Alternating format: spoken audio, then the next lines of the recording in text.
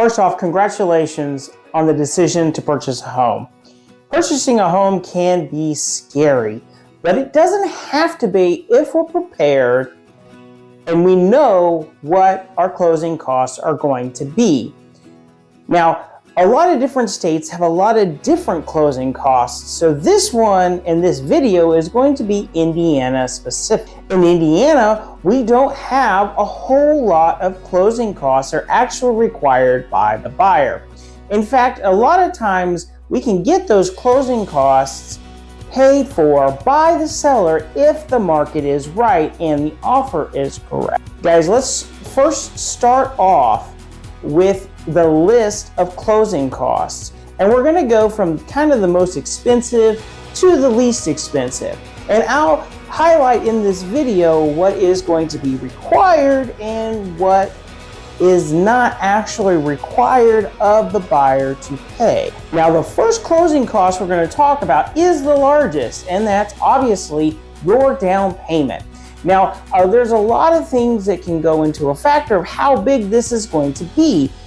Loan program, how much you want to put down, cost of home, area, and all of that has to go in to factor in what we're going to pay for down payment. It can range from literal 0% on a VA loan, 20, 30, 40%, depending on what you, the buyer, want to put down. The second expensive loan cost, and again, this is going to be one that you have to pay for, is going to be your lender fees.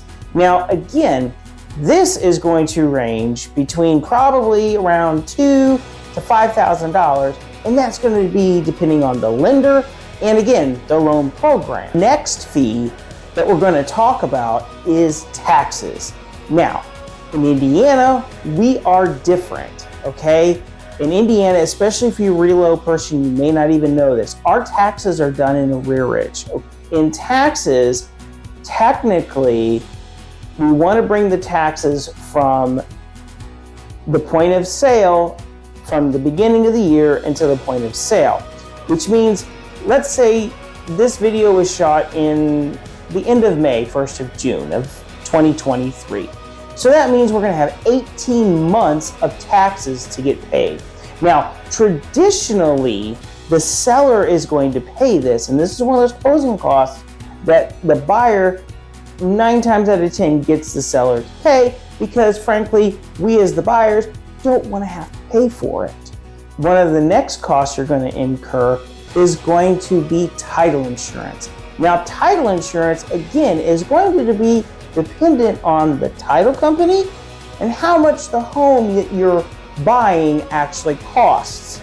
There's a few factors in there, but traditionally, it's just going to be anywhere between, I've seen it anywhere from $500 to $1,000.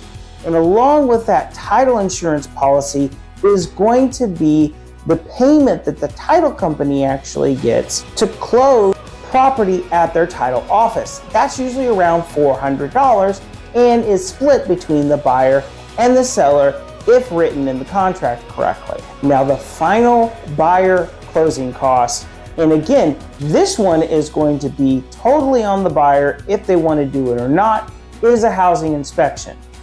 Obviously, I 100% recommend a housing inspection no matter what type of house you're purchasing, whether it be an existing home or even a new build. You need to get that home inspected. That way you know you're getting a good bill of health, or at least you know the issues that you have with the home.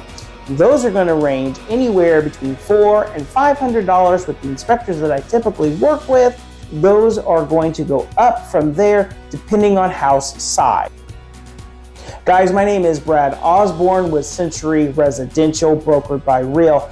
I help buyers and sellers every day, just like you, purchase and sell their homes. So if you have any questions, please do not hesitate to ask. Email me or call me or message me on whatever platform you are seeing this video, and like and subscribe to my page for more information about Central Indiana or the housing market.